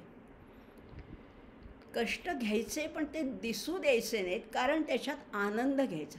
आणि आनंद घेत कुठलंही काम केलं ना, अहो पोळ्या लाटायच्या आहेत, 100 पोळ्या लाटायच्या आहेत, पण आनंद, प्रत्येक पोळी ही एक नाविन्य आहे, त्याच्यामध्ये एक नवीनता आहे. असं करत करत केलं तर कधी 100 पोळ्या लाटून झाल्या कळणारसुद्धा नाही. सगळ्याच गोष्टीत आनंद घेत घ्यायचं. गीता म्हणताना सुद्धा, भगवद्गीतेचाच विषय चालला आहे म्हणून त्याच्याबद्दल बोलते. भगवद्गीता जर का खरंच वैदिक पद्धतीने संथा घेऊन म्हणायची असेल तर त्याचे उच्चार थोडे कठीण आहेत. प्रत्येक अनुस्वाराचा उच्चार वेगळा आहे, प्रत्येक आघात वेगळा आहे, प्रत्येक विसर्ग वेगळा आहे. पण मग त्याच्यामध्ये उगीच हातवारे केले, उगीच असं काहीतरी श्वास, असलं काहीही करायचं नाही. गीता म्हणताना सुद्धा जशी काही सहज, जसं काही आतूनच फुरून येते असं म्हणायचं उत्तम. कुठेही कॉम्प्रोमाइज करायचं नाही आहे. त्या अनुस्वाराचा, त्या विसर्गाचा, त्या हलंत उच्चार जो आहे तो उत्तमच झाला पाहिजे. पण त्याच्यासाठी तुम्ही घेत असलेले कष्ट दिसले नाही पाहिजेत, दाखवायचे नाही आहेत. तुमचे कष्ट न दिसणं, ते कर्म सहजतेने करणं. बघा ना, सहजतेने नृत्य केलं आहे, सहजतेने गायन केली आहे, सहजतेने सायकल चालवली. 2 मुलं आहेत, एखादा अगदी जीव खाऊन सायकल कसा बसा चालवतो आहे आणि दुसरा असा शिट्टी वाजवत मस्त चालला आहे. तुम्हाला कुठलं आवडेल हो दृश्य? जो साधा सहज चालला आहे ना, की वाटेल अरे वा, सायकल चालवण्यात काय आनंद आहे, वाटतं ना. त्यामुळे प्रत्येक कर्म हे सहजतेने झालं पाहिजे. त्याच्यामध्ये बघा, मी केवढे कष्ट घेतले, मी असं केलं, मी एवढा संसार केला, मी होते म्हणून संसार झाला. नको नको, काही म्हणूच नका. कळायचं त्यानं कळतं आणि नाही कळलं तरी काही त्याचा प्रश्न पडत नाही. किंवा आणखीन बघूया बरं का, तुमच्या आणखीन ओळखीचं उदाहरण. तुम्ही एखाद्या मैत्रिणीला जेवायला बोलवलं, समजा जेवायला बोलवलं, अगदी खूप जवळची मैत्रीण, खूप वर्षांनी भेटली म्हणून तुम्ही म्हणालात की ये आपण गप्पा मारत मारत जेवण करू. आणि नेमकं सगळं सकाळपासून बिघडलंच, सगळं बिघडलं. गॅस संपला, सिलेंडर नव्हता, मग हे रागवले, त्याच्यात पाणी नाही, त्याच्यात आज बाई आली नाही, सगळे गोंधळेत. आणि ती मैत्रीण आली बरोबर जेवायला 12 वाजता. आणि तुम्ही जर अडचणीचा पाढा वाचायला सुरुवात केलीत की अगं ना असं झालं, मग सगळी चिडचिड झाली, मग काहीच झालं नाही, माझा स्वयंपाकच झाला नाही, गॅस संपला, पाणी नाही, बाई नाही, असं मग हे चिडले, असं करत करत जर तुम्ही अडचणीचा पाढा वाचलात तर ती मैत्रीण म्हणेल नको बाई तुझं जेवण, नको बाई जेवण. पण तेच, या अडचणी येतात आणि त्या काही अनएक्सपेक्टेड असतात, ते येऊ शकतात कधीही. असलं तरीसुद्धा तुम्ही म्हणाल की असू दे, आलीस बरं झालं, खूप दिवसांनी आपण आता मस्त गप्पा मारू, मी पटकन खिचडी टाकते, कढी करते, पापड भाजते, आपण साधं जेवण मस्त एन्जॉय करूया. आनंद आहे ना त्याच्यात. अडचणीचा तुमच्या पाढा वाचू नका. क्रियते बहुलायासन तद्राज समुदारुतम. मी बघा, मी म्हणून असं, मी नको नको, कुणालाही त्याच्यात इंटरेस्ट नसतो. प्रत्येक कर्म हे सहज झालं पाहिजे. नाटक नाही करायचं, पण ते आणि आनंद घेतला तर ते कर्म सहज होतं, सोपं होतं. किंवा व्याख्यान देताना सुद्धा, त्याच्यामध्ये सुद्धा काही लोक ते इतकं काहीतरी नोट्स काढलेले असतात आणि मग ते वाचल्यासारखं होतं. आणि मग ते ज्ञानेश्वरांनी असं म्हटलेलं आहे, मग काय म्हटलं आहे बरं, काय म्हटलं आहे बरं, असं म्हणून शोधायचं. त्याच्यात सहजता नाही आहे ना, त्याच्यात सहजता नाही आहे. म्हणून प्रत्येक कर्म क्रियते बहुलायासन, ते कर्म थोडं गौण ठरतं, थोडं कमी दर्जाचं ठरतं. उत्तम व्याख्याते असतील, पण जर का सारखा त्या नोट्सचा आधार घेत राहिले किंवा बाकीच्या काही गोष्टी असल्या तर ते भाषण, ते व्याख्यान, ते प्रवचन गौण ठरतं. उत्तम उत्स्फूर्त पाहिजे. आमचे गुरुदेव रानडे तर म्हणतात उत्स्फूर्तता पाहिजे, पण पूर्वतयारीसुद्धा पाहिजे. या दोन्हीचा उत्तम संगम म्हणजे उत्तम व्याख्यान. नुसतीच उत्स्फूर्तता असेल तर ते स्वैर भटकत जाईल, आणि नुसतीच पूर्वतयारी उत्तम असेल तर ते फार मेकॅनिकल होईल, यांत्रिकपणाने बोलल्यासारखं होईल. या दोन्हीचा संगम पाहिजे. म्हणजेच क्रियते बहुलायासन, कुठलंही कर्म त्याच्यातले कष्ट दुसऱ्यापर्यंत न पोचवू देता सहजतेने आनंद घेत, आस्वाद घेत आपण त्या कर्मामध्ये आणि खरंच आहे बघा ना, काहींकडे आता काही लोक पुरणपोळ्या करतात. काय पुरणपोळ्या, काय मोदक, किती झटपट करतात की वाटतं की अरे सोपं आहे की, ह्याच्यात काहीच अवघड नाही आहे. त्यामुळे प्रत्येक कर्म आनंद घेत करायचे तरच ते सात्विक कर्म होतं. नाही तर त्याच्यातल्या अडचणी, त्याच्यातले प्रयत्न, त्याच्यातले कष्ट, त्याच्यातलं ते घामाघूम होणं असं असेल तर ते कर्म राजस कर्म ठरतं. यत्तु कामेप्सुना कर्म साहंकारेण वा पुनः क्रियते बहुलायासन. आणि प्रत्येक कर्मामध्ये परिश्रम आहेतच, आणि सुखासीन व्यक्ती आहेत ना, त्यांना ते परिश्रम जास्त वाटतात. एखादी अगदी रस्त्यावर काम करणारी महिला मजूर असेल, ती काय पहाटे उठून एक 10 भाकरी थापून येते. पण तीच एखादी सुखासीन आयुष्य जगणारी एखादी बंगल्यामधली स्त्री असेल, ती म्हणते, अहो काय आज मी 4 पोळ्या केल्या. त्यांना त्या 4 पोळ्यांचं सुद्धा फार मोठं कौतुक वाटतं. त्यामुळे हे नको.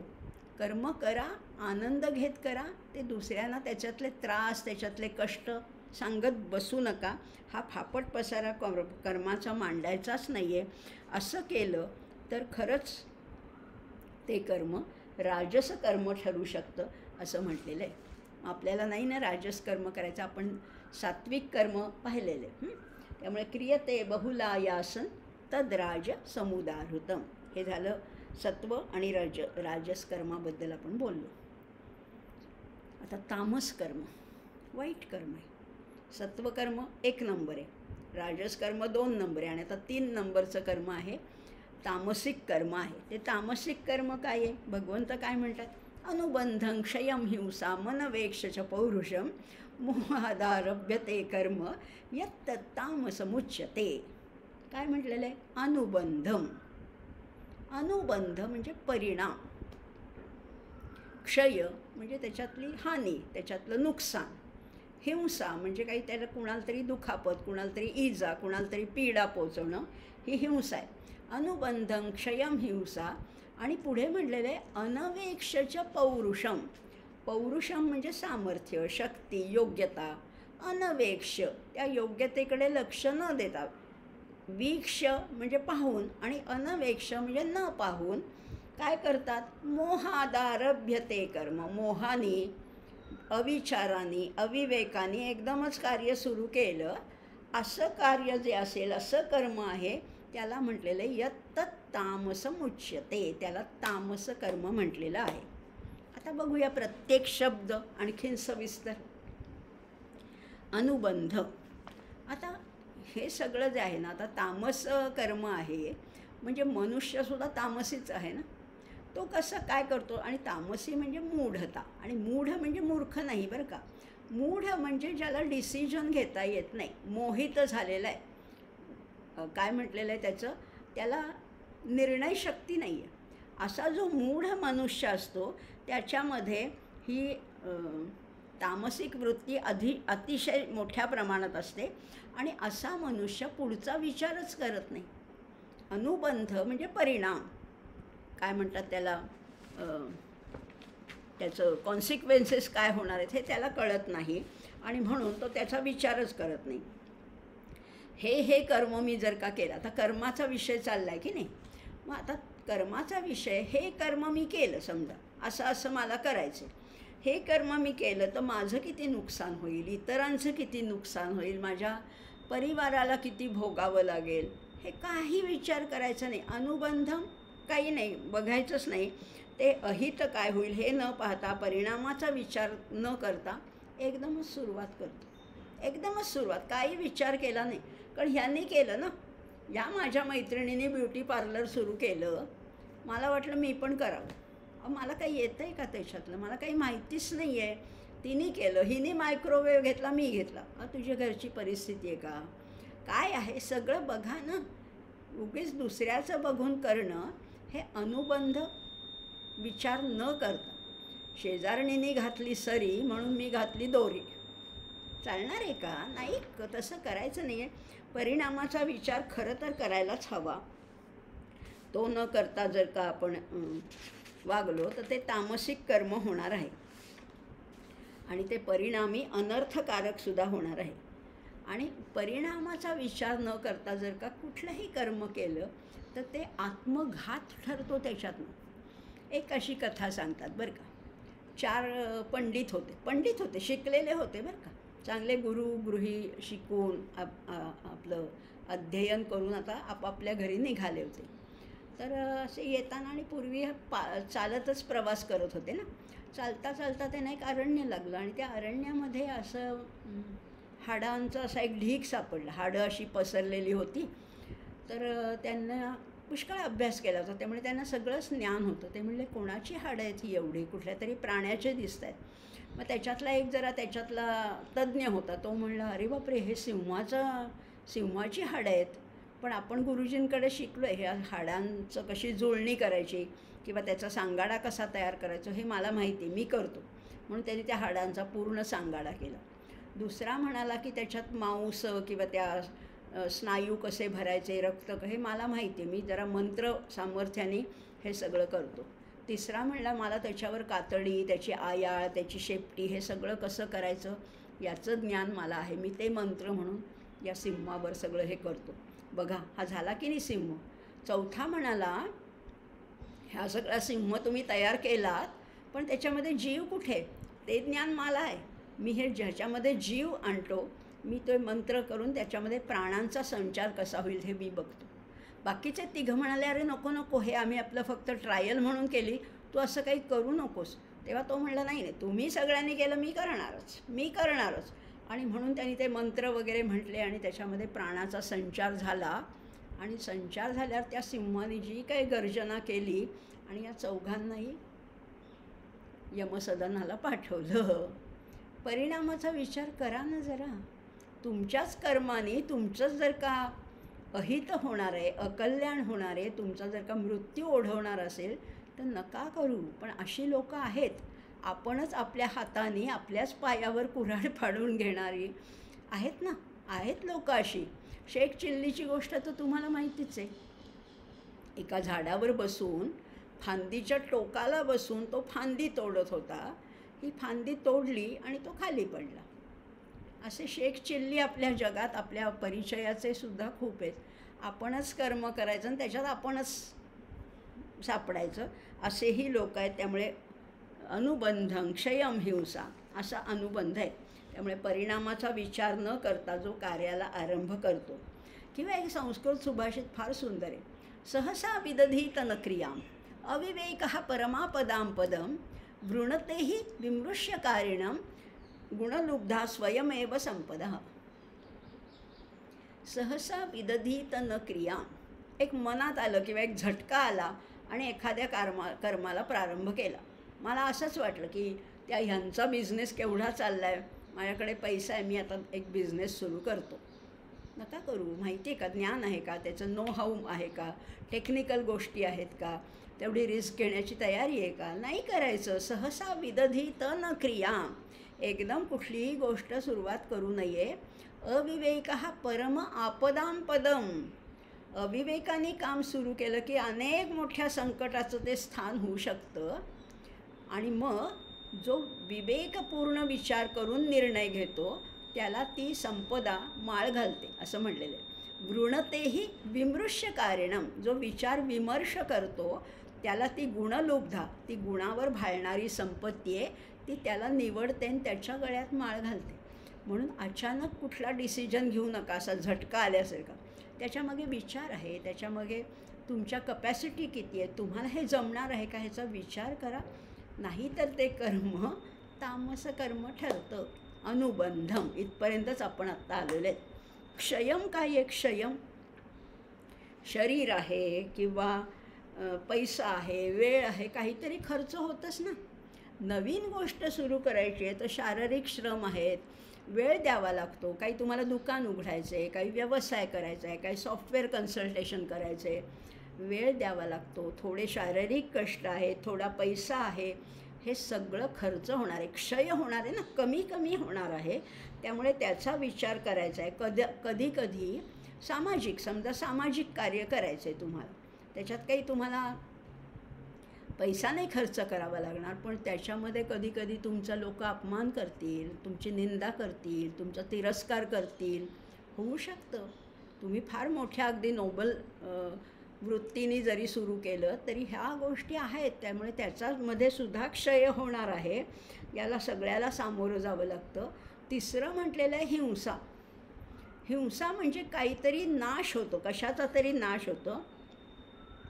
त्यामुळे कधीकधी श्रेष्ठ व्यक्तींच्या सिद्धांताची आणि मान्यतेची किती हिंसा होईल, पुढच्या पिढीवर त्याचे काय परिणाम होतील, हाही विचार करायला पाहिजे. मला वाटतं की मी लोकमान्य टिळकांचे विचार पुढे नेते. अहो, तुमच्या वागण्याने, तुमच्या चुकीच्या आचरणाने त्या लोकमान्यांचं नाव तुम्ही खराब करताय. ही सुद्धा हिंसाच आहे एक प्रकारची, की कुठल्याही मोठ्या व्यक्तीच्या सिद्धांतावर तुम्ही, तुमचं हेतू चांगला असेल, पण जर तुमचं तसं वागणं नसेल तर त्यांच्या सिद्धांताला, त्यांच्या विचारांना, त्यांच्या नावाला तुम्ही बाधा पोचवतायत. ही देखील हिंसा आहे. त्यामुळे अनुबंधं, क्षयम, हिंसा, आणि पुढे म्हणलेलं आहे अनवेक्षच पौरुषम. पौरुष म्हणजे सामर्थ्य. मी आहे पाप्याचं पितर आणि मी शेती करायला निघाले, नाही जमणार. नांगरसुद्धा हातात धरता येत नाही, काय शेती करणार आहे? दणकट पाहिजे. कुठला व्यवसाय करतो आहे, काय करतो आहे, त्याला स्वतःचं सामर्थ्य किती आहे, स्वतःची योग्यता किती आहे, ज्ञान किती आहे, हे बघून करायला पाहिजे.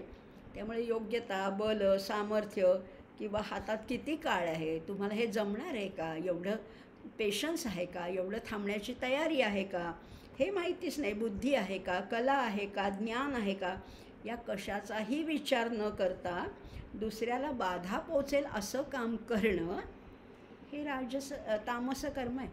अनवेक्षच पौरुषम. आणि मोहात अचानकच निर्णयशक्ती नसताना एकदम निर्णय घेणं, ह्याला म्हटलेले तामसिक कर्म. अनवेक्षच पौरुषम. काही मला येत नाही आहे, पण मी म्हटलं यांनी सुरू केला गीतेचा वर्ग, त्यांनी सुरू केला, मला पण थोडीशी येते गीता, मी पण केला. अहो, पण घरात आमच्या आजारी आहे, सासरे आजारी आहेत, मुलांचे काहीतरी प्रॉब्लेम आहेत, सगळं जर असेल तर नाही ना मला जमणार. सगळ्यांची परिस्थिती सारखी नसते. बघा ना तुम्हाला जमेल का हे, आणि पुढे काही दिवस तरी हे जमायला पाहिजे. आज सुरू केलं आणि 4 दिवसांनी बंद केलं, त्याला नाही अर्थ. असं म्हटलेलं आहे, हाती नाही बळ, दारी नाही आड, त्याने फुलं झाडं लावू नये. समर्थ आमचे सांगतात. हातात बळ नाही, मला काही नॉलेज नाही, मला काही शक्ती नाही आहे, मला काही त्याच्यातलं माहिती नाही आहे, आड नाही आहे, दारामध्ये पाणी नाही आहे, पण त्यांनी फुलं झाडं लावू नये. पण मला वाटतं की माझ्या मैत्रिणीने ट्युलिपची शेती केली, ट्युलिप आहे तिच्याकडे बाग, त्यांनी काय प्रोफेशनली कमर्शियली ट्युलिपची फुलं हे काढली आहेत आणि त्याला खूप एक्सपोर्ट मार्केट आहे. मी म्हटलं मी पण काढीन.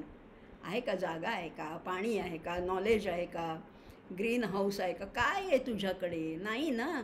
मग त्याने फुलं झाडं लावू नये, उगीच नाही लावायचं. प्रत्येक वेळेला विचार करा, हे मला जमेल का, माझी कपॅसिटी आहे का, मला नॉलेज आहे का, माझ्यामध्ये शक्ती आहे का, सामर्थ्य आहे का, भोवतालची परिस्थिती तशी आहे का, घरची म्हणा बाहेरची म्हणा, हे आहे का, हे बघूनच करायचं आहे. नाहीतर मग पियर प्रेशर म्हणतो आपण, किंवा भावना विवेश होऊन उगीच काहीतरी सुरू करायचं आणि मग लगेच बंद करायचं, असं नाही चालणार. आणि त्याच्यातनं कधी कधी विध्वंसक कर्म करणारी सुद्धा लोक जगात आहेत बरं का. आजूबाजूला आपल्या विध्वंसक किंवा हे तरुण पिढी जी बेकार आहे, ज्यांच्याकडे नोकरी धंदा नाही आहेत, ते आपले चला इकडे चला मारामारी करा, या गाड्यांच्या काचा फोडा, इकडे काहीतरी खून खराबा कर. हे काय आहे? हे आपल्या अविवेकाने केलेलं सगळं कार्य आहे. याच्यातनं काहीही मिळणार नाही तुम्हाला, त्याच्यातनं मनस्ताप तर निश्चितच होणार आहे. त्यामुळे दुसऱ्यांना इजा, दुसऱ्यांना पीडा देऊन किंवा कुणाला छळून, किंवा अगदी असंही म्हणतात ना की भावाभावांच्या मध्ये सुद्धा प्रॉपर्टीसाठी मारामाऱ्या होतात, स्थावर जंगम संपत्तीसाठी, किंवा त्या शेताच्या बांधावरनं सुद्धा मारामाऱ्या होऊ शकतात. हे काय आहे? आणि हे कोर्ट कठेरा करणं, हे खटले लढवणं, हे कर्म काय आहे? हे तामस कर्म आहे. करू नका. तामस कर्माकडे जायचंच नाही आपल्याला. दुसऱ्याची संपत्ती लुबाडणं हे कर्म काही चांगलं आहे का? हे तामस कर्म आहे. त्यामुळे अशा गोष्टींकडे खरंच जायचं नाही आहे. याच्यातनं आपण काहीतरी शिकायचं आहे. बघा आता कर्म हा शब्द किती, कर्म हा विषय किती इंटरेस्टिंग होता ना. आपला सगळ्यांचा कर्माशी संबंध खूप आहे. कर्म तर आपण सारखे करतो. मग आता फक्त तेच कर्म रोज करतोय, तेच कर्म, रोजचाच स्वयंपाक, रोजचीच कामं, रोजचंच सगळं आयुष्य थोडं सुंदर करायचं का? आणि मग आपल्याला म्हणता येईल हे जीवन सुंदर आहे. हे जीवन, ह्याच्यात तुम्ही रडत बसलात तर रडतच बसा. हे मला जमणार नाही, हे होणार नाही, आजूबाजूची परिस्थिती अशी आहे, राजकारण तसं आहे, शासन असं आहे, रस्ते तसे आहेत. नका तक्रार करू. हे जीवन सुंदर आहे.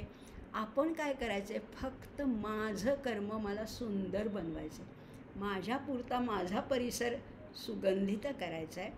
असं करता करता प्रत्येक व्यक्तीने असं केलं तर जीवन सुंदरच होणार आहे. जीवन ही ट्रॅजेडी नाही आहे, जीवन हे दुःखांत नाही आहे, हे सुखांत आहे. त्याच्यासाठी रोज कृतज्ञतेने त्याचे आभार मानायचे आहेत की तू मला मानव देह दिला आहेस. आपल्याला कृतज्ञतेच्या काही गोष्टींची लिस्टच खरं तर करायला पाहिजे. रोज विचार करायचा आहे की परमेश्वराचे मी किती आभार मानू. त्यांनी एक तर मानव जन्म दिला आहे, उत्तम कुळामध्ये जन्म दिला आहे, मला कुठे झोपडपट्टीत राहून मला कुठे आता खाण्याची भ्रांत नाही आहे, मला संध्याकाळी जेवायला मिळणार आहे, मला जे पाहिजे ते मिळू शकतं, मला देह धडधाकट दिलेला आहे, सगळ्या परिस्थिती उत्तम दिलेल्या आहे. त्याचे आभार मानायचे. हे जीवन सुंदर आहे आणि ते आणखीन बेटर करण्यासाठी मला काय करता येईल, माझ्याबरोबर इतरांचं जीवन सुगंधित करता येईल का, सुंदर करता येईल का, कुणाला तरी किंचित का होईना मदतीचा हात देता येईल का, हा विचार आपण करूया. आणि ह्या गीतेतनं आपण हेच शिकूया. सात्विक कर्म करायचे. नियतम संगरहितम अरागद्वेषतकृतम अफलप्रेप्सुना कर्म यत्तत् सात्विकमुच्यते. अशा सात्विक कर्म करण्यासाठी त्याचीच प्रार्थना करूया. त्यालाच म्हणूया की ही बुद्धी दे. सात्विक बुद्धीबद्दलसुद्धा आपण पुढे बघणार आहोत. सात्विक बुद्धी कशी आहे, सात्विक कर्ता कसं आहे, सात्विक कर्म कसं आहे, सात्विक ज्ञान कसं आहे, असे अनेक विषय आपण ह्या पुढच्या काही सेशनमध्ये हाताळणार आहोत. आणि पुढच्या सोमवारी नक्कीच भेटूया. आज मात्र 140वा भाग आहे. आज इथेच थांबूया आणि प्रार्थना म्हणूया. आजचे 3 श्लोक म्हटले. नियतं संगरहितमरागद्वेषतकृतम् अफलप्रेप्सुना कर्म यत्तत् सात्विकमुच्यते. यत्तु कामेप्सुना कर्म साहंकारेण वा पुनः क्रियते बहुलायासं तद्राजसमुदाहृतम् अनुबन्धं क्षयं हिंसा मनवेक्ष च पौरुषं मोहादारभ्यते कर्म यत्तत्तामसमुच्यते. असे 3 श्लोक झाले. पण कर्माचा आपण सांगोपांग अभ्यास केला आहे. कुठलं कर्म करायचं, त्या कर्मातल्या कुठले धोके टाळायचे, कुठले लूप होल्स टाळून आपल्याला पुढे जायचे. उत्तम कर्म केलं की चित्तशुद्धी होणार आहे, पुढचा मार्ग सुकर होणार आहे आणि मोक्षापर्यंत आपण निश्चितच पोचणार आहोत. प्रार्थना म्हणूया. ओम शांताकारं भुजगशयनं पद्मनाभं सुरेशं विश्वाधारं गगनसदृशं मेघवर्णं शुभांगं लक्ष्मीकान्तं कमलनयनै योगिभिर्ध्यानगम्यं वन्दे विष्णुं भवभयहरं सर्वलोकैकनाथं. यं ब्रह्मा वरुणेन्द्ररुद्रमरुतस्तुन्वन्ति दिव्यैस्तवैः वेदैः साङ्गपदक्रमोपनिषदैर्गायन्ति यं सामगाः. ध्यानावस्थिततद्गतेन मनसा पश्यन्ति यं योगिनो यस्यान्तन्न विदुःसुरासुरगणा. देवाय तस्मै नमः. देवाय तस्मै नमः. देवाय तस्मै नमः. भगवान गोपाल कृष्ण महाराज की जय. गीता माता की जय. ज्ञानेश्वर महाराज की जय. जय जय रघुवीर समर्थ.